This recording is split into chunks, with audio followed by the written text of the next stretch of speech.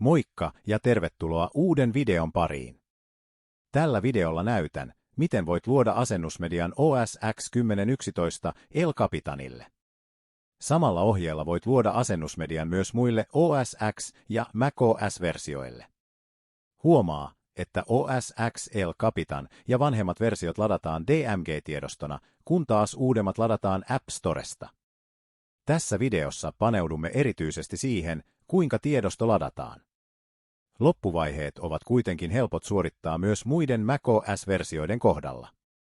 Aloitetaan kuitenkin lataamalla DMG-tiedosto koneellemme. Välillä DMG-tiedoston lataamisen aloituksessa voi olla haasteita. Kuten kohta näette, jouduin klikkailemaan monta kertaa, kunnes sain latauksen aloitettua. Sain sen onnistumaan lopulta niin, että avasin latauslinkin uudessa ikkunassa, valitsin osoiterivin linkin ja painoin Enter-näppäintä. Sinulla se saattaa onnistua helpommin tai vaikeammin. Tiedoston pitäisi kuitenkin jotenkin latautua, koska ainakin minulle se lopulta latautui täysin ongelmitta.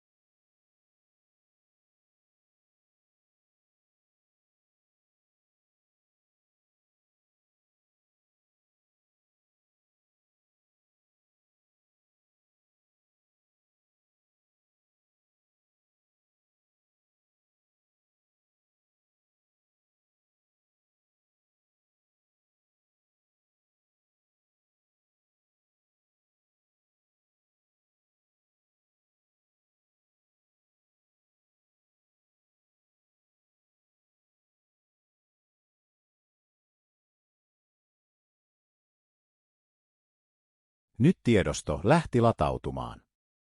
Sen latautuminen voi kestää useita minuutteja, koska tiedoston koko on noin 6 gigatavua. Kun tiedosto latautuu, voidaan alustaa USB-muistitikku latausta varten. Se tehdään levytyökalulla kohta tulevan video-ohjeen mukaisesti. Asennukseen käytetyn tikun on hyvä olla vähintään 8 gigatavua.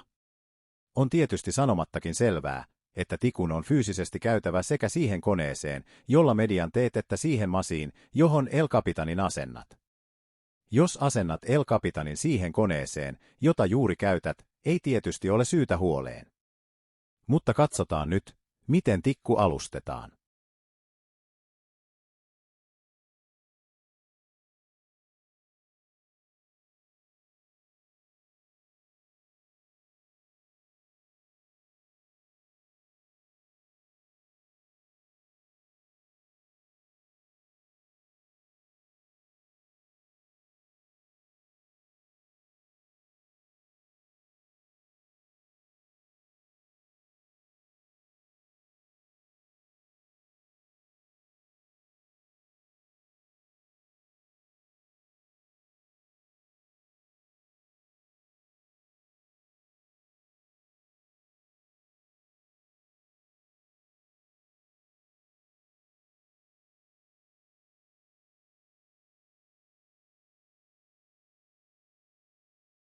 Seuraavaksi katsotaan, miten asennusohjelma ikään kuin asennetaan ladatusta DMG-tiedostosta.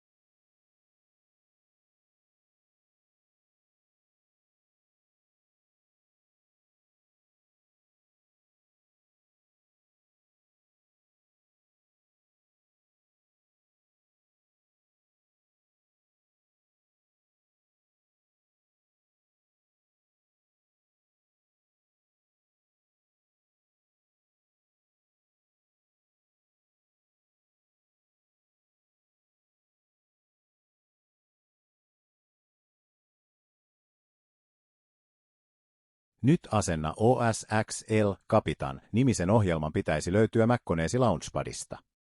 Sitä ei tarvitse avata, vaan sitä vain käytetään apuna asennustikun luomisessa. Asennustikku luodaan päätteellä komennolla, joka kopioidaan Applen tukisivulta. Komennossa on kohta My Volume, jonka tilalle pitää vaihtaa oman USB-tikun nimi. Minä nimesin oman tikkuni alustusvaiheessa SX-nimiseksi, joten vaihdan siinä tapauksessa kyseiseen kohtaan tuon nimen. Jos annoit jonkin muun nimen, kirjoita se. Huomaa kuitenkin, että isojen ja pienien alkukirjaimien on täsmättävä juuri niin kuin ne menevät alustetun tikun nimessä. Nyt katsotaan kuitenkin, kuinka asennustikku lopulta luodaan.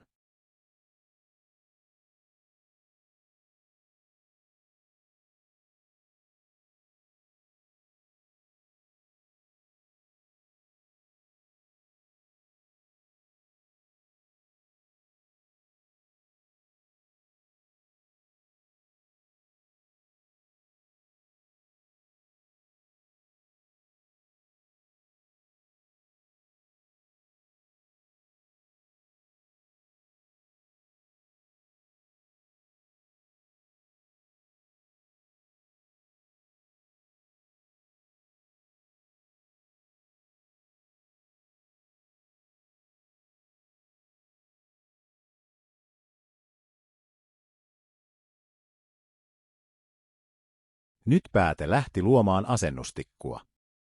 Se kestää todennäköisesti parikymmentä minuuttia, riippuen muistitikkusi nopeudesta. Koneen kannattaa antaa luoda tikkua rauhassa, eikä konetta kannata käyttää samanaikaisesti, koska se saattaa johtaa luomisen epäonnistumiseen.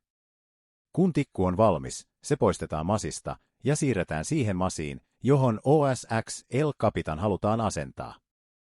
Jos asennat El Capitanin juuri siihen koneeseen, jota käytät nyt, sammuta kone. Kun käynnistät masin USB-tikulta, pidä Option-näppäintä pohjassa virtanapin painamisen jälkeen.